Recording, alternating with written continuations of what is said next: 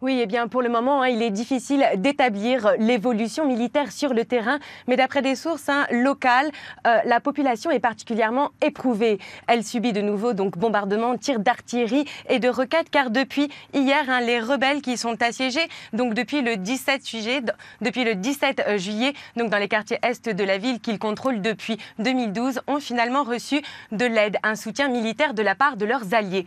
Alors, qui sont ces alliés? Il s'agit tout simplement donc de groupes djihadistes et islamiques comme l'influent groupe Ahrar al-Sham, qui en français signifie le mouvement islamique des hommes libres du Chamen, et notamment donc le front al-Nosra, l'ancien front al-Nosra, puisque depuis jeudi dernier, donc et sa rupture avec Al-Qaïda, ce mouvement a été rebaptisé donc le front Fatah al-Sham.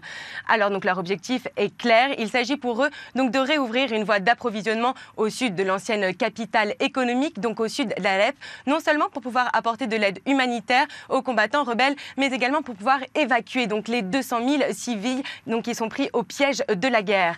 Alors donc l'offensive a été lancée hier en début de soirée lorsque le front donc Fatah al-Sham a lancé donc 2 attaques à la voiture piégée contre des secteurs donc aux mains du président syrien Bachar al-Assad dans la banlieue de Rachidine. D'après l'Observatoire syrien des droits de l'homme, s'en est suivi donc de violents affrontements au sud et à l'ouest de l'ancienne capitale économique. Et pour le moment, donc ce matin, les premiers bilans faisaient état déjà de 11 morts, de 11 civils morts, dont 3 enfants.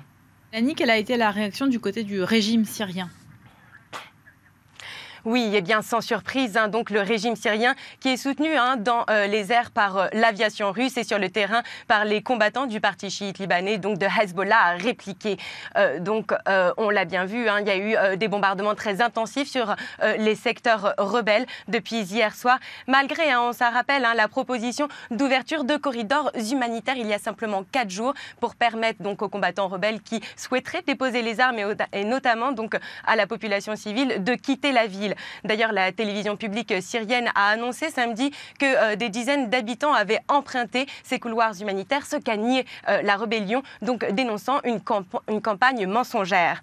Donc on peut le voir, cela atteste bien que l'enjeu autour de la bataille d'Alep est particulièrement importante. Et on s'en rappelle donc la semaine dernière, l'éventuelle reprise de la ville par les troupes de Bachar al-Assad donc avait été présentée comme un tournant décisif dans cette guerre qui ravage le pays depuis plus de 5 ans. Car si la rébellion perdait Alep, alors elle ne bénéficierait plus, elle n'aurait plus que comme bastion donc la province de Damas et quelques portions du territoire morcelé dans le sud du pays.